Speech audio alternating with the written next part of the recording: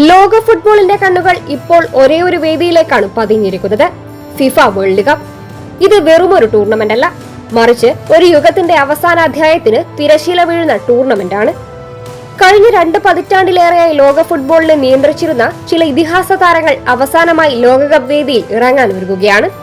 അതുകൊണ്ട് തന്നെ ഈ ലോകകപ്പിനോടുള്ള ആവേശവും പ്രതീക്ഷയും മുൻപില്ലാത്ത വിധം ഉയർന്നിരിക്കുകയാണ്.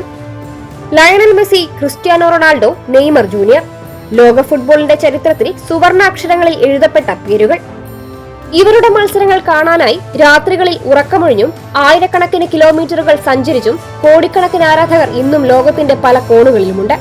അതുകൊണ്ട് തന്നെ ഈ ഇതിഹാസങ്ങളുടെ അവസാന ലോകകപ്പായേക്കുമെന്നത് ഈ ടൂർണമെന്റിനെ കൂടുതൽ വികാരഭരിതമാക്കുന്നു. ബ്രസീലിനെ സംബന്ധിച്ചിടത്തോളം ഈ ലോകകപ്പിന് വലിയ പ്രാധാന്യമുണ്ട്.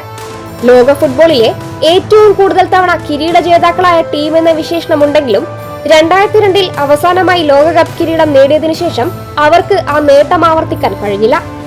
5 തവണ ലോക ചാമ്പ്യന്മാരായ ടീമിന്റെ 24 വർഷം നീണ്ട കാത്തിരിപ്പിന് വിരാമമിടുക എന്ന ലക്ഷ്യത്തോടെയാണ് അവർ ലോകകപ്പിന് ഇറങ്ങുക. അതേസമയം ബ്രസീലിയൻ ആരാധകരുടെ ഏറ്റവും വലിയ പ്രതീക്ഷ നെയ്മറിലായിരിക്കും. രാജ്യത്തിനായി നിരവധി നേട്ടങ്ങൾ സ്വന്തമാക്കിയെങ്കിലും ലോകകപ്പ് കിരീടം നേടുക എന്നത് അദ്ദേഹത്തിന്റെ പൂർത്തിയാകാത്ത സ്വപ്നമായി തുടരുകയാണ്.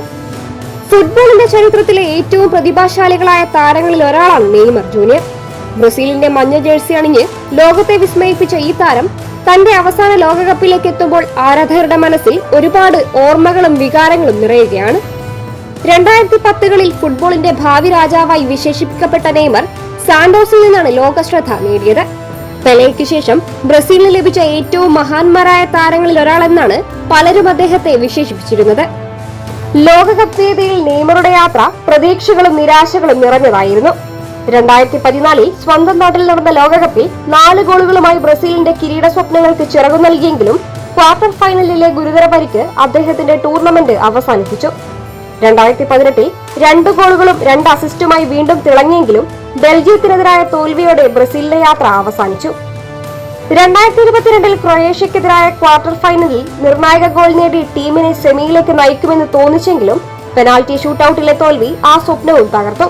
3 ലോകകപ്പുകളിലായി ബ്രസീലിന്റെ പ്രതീക്ഷയുടെ ഭാരമേറ്റ നെയ്മർ ഇപ്പോൾ തന്റെ ഏറ്റവും വലിയ സ്വപ്നമായ ലോകകപ്പ് കിരീടത്തിനായുള്ള അവസാന പോരാട്ടത്തിന് ഒരുങ്ങുകയാണ്.